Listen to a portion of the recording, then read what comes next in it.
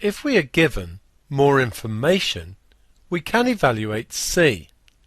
For example, find the equation of the curve with gradient function dy dx equal to 6x squared minus 4x, which passes through the point 2, 3. We know that to go from dy dx to y, we integrate. Therefore y is equal to the integral of 6x squared minus 4x with respect to x.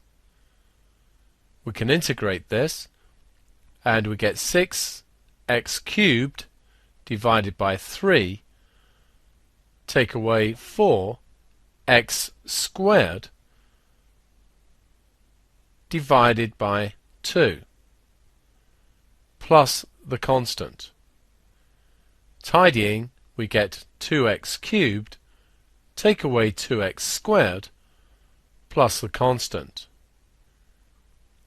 We now have this information. This tells me that y is equal to 3 when x is equal to 2. So we substitute into the expression.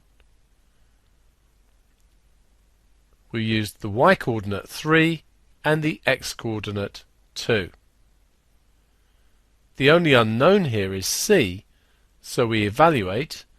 2 8s are 16, 2 4s are 8, so 3 is equal to 8 plus c, and we can see that c must be equal to minus 5. Substituting back into the y expression, we get the 2x cubed minus 2x squared, take away 5.